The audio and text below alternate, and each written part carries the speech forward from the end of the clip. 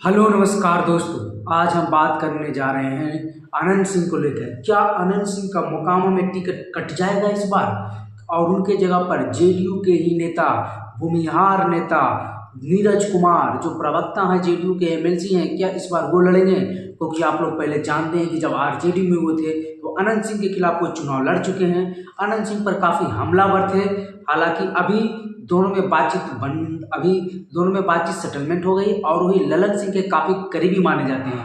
और जिस प्रकार की घटना अभी ताज़ा हालिया में हुआ है कि मोकामा में जो कांड हुआ है और उसके बाद ललन सिंह का जो बयान आया है अनंत सिंह के समर्थन में नहीं आया है। उन्होंने तेजस्वी यादव के जो बयान दिया कि राजधानी के इतना नज़दीक जो गोलीबारी हुई उसमें किस प्रकार से मुख्यमंत्री नीतीश कुमार चुप हैं, ना कार्रवाई हो रही है ना गिरफ्तारी हो रही है। इसके पलट ललन सिंह का बयान आया कि जब 2020 के चुनाव में टिकट आपने भी तो दिया था अनंत सिंह का, यानी अनंत सिंह के बचाव नहीं किए ललन सिंह, आनंद सिंह पर उसी तरह से वार कर दिए। तो क्या ये 2019 के लोकसभा चुनाव का बदला ले रहे हैं आनंद सिंह? ये जेडीयू के भीतर ही राजनीति हो रही है। क्या आनंद सिंह का टिकट इस बार कटवा कर मानेंगे ललन सिंह?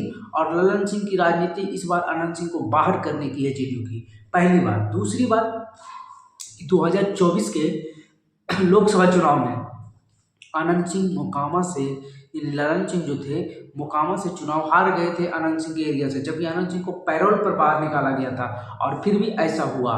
तो इससे यह अनुमान लगाया जा रहा है कि आनंद सिंह की पॉपुलैरिटी बहुत कम गई है मोकामा में और इस बार हो सकता है वो चुनाव हार भी सकते हैं, ऐसा लोगों का अनुमान है। हालांकि आनंद सिंह ने बार बार साबित किया है 2005 से अभी तक कि उन्हें मोकामा में कोई हरा नहीं पाया है। 2005 से अभी तक, चाहे वो हो चाहे उनकी पत्नी हो, चाहे वो जेल में रहें या बाहर रहें, आरजेडी से रहें, जेडीयू से रहें, निर्दलीय रहें, सभी जगह से वो जीते हैं। इसलिए ये कहना उचित नहीं होगा, इतिहास ये बताता है। लेकिन राजनीति है, जनता का मूड है, कभी भी बदल सकता है, कुछ भी हो सकता है। क्योंकि जहाँ पश्चिम बंगाल में जिस प्रकार से लेफ्ट का शासन था 27-28 साल से, किस प्रकार से ममता बनर्जी ने आकर तोड़ी, तो ये हो सकता है। लेकिन आनंद सिंह की जो अभी करिश्माई जादू है और वहाँ बाघों की लड़ाई होती है। नीतीश कुमार ने ही एक बार कहा था जब वो मुख्यमंत्री नहीं थे कि बाघ के सामने बाघ को ही उतारेंगे।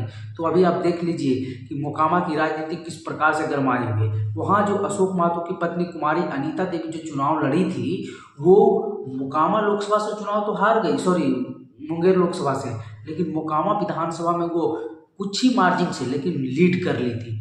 और इस बार उनकी नज़र वहीं है, आरजेडी से ही है, टिकट मिलना उनको तो कन्फर्म है। वो चाहे तो आराम से मोकामा ले सकते हैं, चाहे तो वारसिलीगंज भी ले सकते हैं, क्योंकि वारसिलीगंज उनका पैतृक निवास है उस विधानसभा में और वहीं से उनकी शुरुआती जो भी वो कुछ नाम कमाए हैं, बने हैं या बदनाम हुए हैं। तो हम बात कर लेते हैं मोकामा में उनकी लीड हुई है आरजेडी की ओर से है।